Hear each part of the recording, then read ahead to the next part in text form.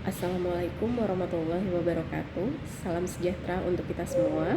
Perkenalkan, saya Wulandari Rahmadini, mahasiswi semester 2 dari Universitas Pamulang dengan program studi manajemen. Pada kesempatan kali ini, saya akan mempresentasikan materi dari mata kuliah manajemen keuangan dan perbankan dengan judul konsep dasar manajemen keuangan. Untuk mempersingkat waktu, mari kita masuk ke materinya.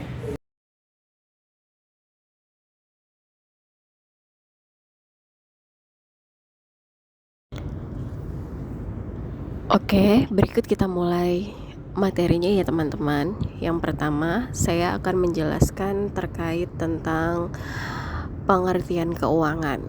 Jadi, keuangan itu sebenarnya adalah sebuah seni dan ilmu dalam mengelola uang. Tapi secara luas, manajemen keuangan dapat didefinisikan sebagai ilmu pengelolaan dana yang mencakup peredaran uang seperti pemasukan, pengeluaran, pinjaman, tabungan, investasi, dan ketentuan fasilitas yang terdapat dalam perbankan juga. Lalu, yang kedua, saya akan menjelaskan tujuan manajemen keuangan. Tujuan utama dari manajemen keuangan adalah memastikan dan mengatur dana yang dimiliki oleh individu ataupun organisasi dan digunakan secara efektif dan efisien dalam mencapai tujuannya. Nah, dari manajemen keuangan ini kita dapat mengetahui strategi keuangan jangka panjang maupun jangka pendek. Serta dengan manajemen keuangan yang optimal, kita dapat meminimalkan resiko kehilangan atau kekurangan dana, memastikan dana yang dimiliki tetap stabil, dan perencanaan dana di masa depan. Perencanaan dana di masa depan ini bisa kita sebut juga dengan forecasting ya teman-teman. Ya, selanjutnya saya akan menjelaskan fungsi manajemen keuangan dalam konteks bisnis atau perusahaan. Nah, yang pertama itu fungsi manajemen keuangan sebagai perencanaan keuangan atau planning. Ini bertujuan untuk menentukan tujuan perusahaan atau organisasi baik dalam jangka pendek dan jangka panjang. Nah, tujuannya ini yang berkaitan dengan keuangan ya, semisal menyusun strategi dan proyeksi arus kas atau laba rugi. Lalu yang kedua, fungsi manajemen keuangan sebagai penentu anggaran atau budgeting. Di sini manajemen keuangan dapat mengalokasikan dana secara efisien untuk berbagai kebutuhan seperti kebutuhan produksi, promosi, dan operasional dalam organisasi atau perusahaan. Nah, anggaran atau budgeting ini juga bisa kita terapkan dalam kehidupan pribadi ya teman-teman. Kalau untuk individu itu contohnya seperti kebutuhan rumah tangga, untuk dana kesehatan, untuk dana darurat, dan untuk yang lain-lain bisa disesuaikan dengan setiap kebutuhan masing-masing ya. Lalu yang ketiga ada fungsi manajemen keuangan sebagai pengendali keuangan atau controlling. Nah, di sini dengan manajemen keuangan tentunya kita dapat mengontrol dan mengevaluasi kinerja keuangan perusahaan atau organisasi agar sesuai dengan anggaran dan jika ada kekurangan kita dapat mengidentifikasinya dan bisa mengevaluasinya. Lalu yang keempat, fungsi manajemen sebagai pemeriksa keuangan atau auditing. Nah, di sini jika kita menerapkan manajemen keuangan yang baik, maka kita dapat melakukan pemeriksaan rutin untuk memastikan transaksi-transaksi yang tercatat akurat dan sesuai dengan standar. Lalu yang kelima, fungsi manajemen sebagai pelaporan keuangan atau reporting. Nah, dengan manajemen keuangan, kita dapat mengetahui informasi-informasi atau memberikan gambaran yang jelas terkait kesehatan finansial perusahaan. Dan manajemen keuangan ini juga dapat membantu pengambilan keputusan berdasarkan laporan keuangan.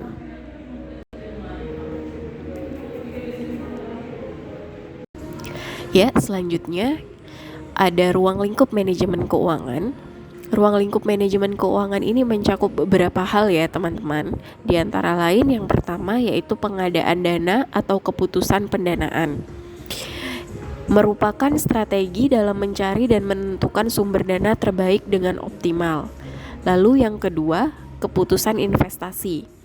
Di sini adalah aktivitas untuk mengalokasikan dana ke aset yang paling produktif dan menguntungkan. Lalu yang ketiga, keputusan pengelolaan aset. Di sini manajemen keuangan dapat mengoptimalkan seluruh aset yang dimiliki secara efisien agar tujuan tercapai. Dan yang keempat, kebijakan dividen. Kebijakan dividen ini merupakan pengambilan keputusan strategis terkait pembagian laba bersih yang bertujuan untuk memaksimalkan nilai pemegang saham, menjaga likuiditas, dan menyeimbangkan kebutuhan pendanaan. Ya, selanjutnya ada prinsip-prinsip manajemen keuangan. Nah, prinsip-prinsip manajemen keuangan ini merupakan landasan untuk mengelola dana perusahaan atau organisasi secara efektif yang meliputi beberapa hal. Yang pertama, ada akuntabilitas. Akuntabilitas ini merupakan pertanggungjawaban atas dana yang dikelola dan melaporkan dana yang digunakan dengan jelas. Jadi setiap dana yang digunakan atau dana yang keluar dan dana yang dikelola atau dana yang masuk itu harus kita laporkan dengan jelas ya. Lalu yang kedua ada konsistensi. Konsistensi ini pada konteks bisnis yaitu pengelolaan sistem dan kebijakan keuangan yang stabil agar manajemen keuangan dapat berjalan dengan baik. Nah, yang ketiga ada transparansi. Transparansi ini merupakan prinsip yang mengharuskan keterbukaan informasi terkait keuangan kepada pemangku kepentingan agar hal-hal yang tidak diinginkan itu terjadi atau dijauhi dari hal-hal yang tidak diinginkan ya, seperti penggelapan dana atau penyalahgunaan dana. Nah, yang keempat ini adalah integritas. Integritas ini adalah prinsip dasar yang menuntut kejujuran, akurasi, dan etika dalam pengelolaan serta pelaporan dana. Jika kita sudah memiliki integritas yang baik, pasti kita dapat terbebas dari hal-hal yang kurang baik ya, seperti manipulasi data, atau kita pasti dapat mematuhi aturan atau standar yang berlaku, serta kita dapat membangun kepercayaan pemangku kepentingan untuk keberlanjutan bisnis. Nah, yang kelima ini adalah efisiensi. Efisiensi ini merupakan prinsip untuk memaksimalkan hasil atau output dengan penggunaan sumber daya atau input yang minimal, mencakup waktu, biaya, dan bahan tanpa mengurangi kualitas.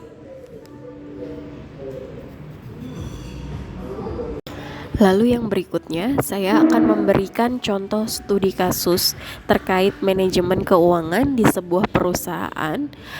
Kita dapat mengambil dari PT Sinar Digital ya. Jadi saya akan menjelaskan profil dari PT Sinar Digital ini terlebih dahulu. PT Sinar Digital ini merupakan perusahaan jasa teknologi informasi yang menyediakan layanan pembuatan aplikasi dan sistem informasi untuk perusahaan menengah. Ini telah beroperasi selama 3 tahun dan sedang mempertimbangkan ekspansi usaha atau melebarkan usahanya ya. Nah, berikut ada data keuangan dari PT Sinar Digital di tahun 2024. Ada laporan laba ruginya dan ada posisi keuangannya. Posisi keuangannya secara ringkas saja ya. Lalu ada masalah yang dihadapi oleh PT Sinar Digital, yaitu manajemen berencana membuka cabang baru atau membutuhkan dana sebesar 700 juta. Namun manajemen ragu karena beberapa hal. Yang pertama, tingkat utang perusahaan sudah cukup tinggi. Lalu yang kedua, kas perusahaan terbatas. Dan yang ketiga, manajemen ingin menjaga stabilitas keuangan jangka panjang. Lalu, saya memberikan solusi manajemen keuangan untuk PT Sinar Digital sebagai berikut. Menurut saya, yang pertama adalah solusi keputusan investasi. Sebelum melakukan ekspansi cabang baru, perusahaan seharusnya melakukan analisis kelayakan investasi, semisal payback period atau NPV sederhana. Lalu bisa memastikan ekspansi mampu menghasilkan arus kas positif dalam jangka menengah dan melakukan ekspansi bertahap untuk mengurangi resiko kegagalan. Nah, ekspansi layak dilakukan jika proyeksi arus kas mampu menutup investasi 700 juta dalam waktu yang wajar. Dan untuk solusi keputusan pendanaan, menurut saya, karena kasnya terbatas dan utang sudah cukup besar, jadi solusi terbaik pendanaan adalah dengan menggunakan pendanaan kombinasi, yaitu menggunakan laba ditahan sebagian, semisalnya 300 juta, dan menambah utang jangka panjang dalam jumlah terbatas, semisalnya 400 juta. Dan untuk solusi manajemen resikonya, ekspansi meningkatkan resiko bisnis sehingga perusahaan sebaiknya menyusun anggaran atau budgeting khusus untuk cabang baru, melakukan evaluasi kinerja cabang secara berkala, dan menyiapkan rencana cadangan jika target tidak tercapai. Nah, kesimpulannya untuk PT Sinergi Digital dapat melakukan ekspansi usaha dengan memperhatikan hal-hal berikut. Yang pertama, menggunakan pendanaan kombinasi. Yang kedua, menjaga likuiditas dan struktur modal. Dan yang ketiga, melakukan ekspansi secara terukur dan bertahap. Solusi ini sejalan dengan tujuan manajemen keuangan, yaitu memaksimalkan nilai perusahaan dengan resiko yang terkendali. Ya, itu tadi yang dapat saya sampaikan pada kesempatan kali ini. Jika ada kesalahan dan kekurangan, mohon dikoreksi dan juga mohon dimaafkan ya. Sampai jumpa di lain kesempatan. Wassalamualaikum warahmatullahi wabarakatuh.